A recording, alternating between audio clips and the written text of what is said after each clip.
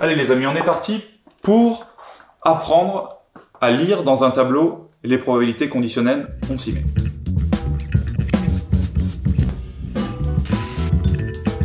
On vous donne un arbre et on vous demande de lire ces probabilités-là qui sont écrites sous forme mathématique. Alors, la première, P de E. Donc, vous notez qu'il y a deux types de probabilités. Les probabilités et les probabilités conditionnelles. Ça se note P de E, la probabilité de l'événement E. Et ça se note P de l'événement F bar, sachant E. Donc, on commence P de E. Bon, ça vient plutôt facilement. E, il est écrit là. Quelle est la probabilité d'avoir E? C'est 0,9.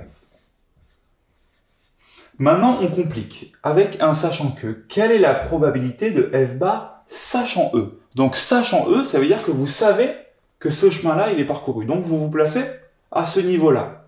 Quelle est la probabilité de F bar, c'est-à-dire de cet événement, sachant que celui-là est validé? Eh ben, c'est ce qu'on lit ici, 0,7. Quelle est la probabilité de l'événement F, sachant que l'événement E bar est réalisé? Donc, je me positionne ici. Quelle est la probabilité d'avoir F? 0,5. Et enfin, quelle est la probabilité de l'événement E bar? Donc là, c'est plus une probabilité conditionnelle. L'événement E bar, sa probabilité, c'est 0,1. Notez dans votre fiche que ce qu'on lit en fait ici, c'est P de E.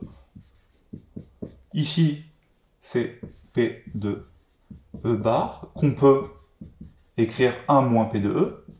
Je vous rappelle que celle-là plus celle-là, ça fait toujours 1.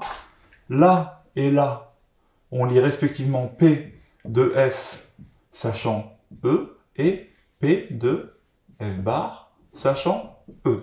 Dans les deux cas, on sachant toujours le même truc. On sachant E, vu qu'on part de E.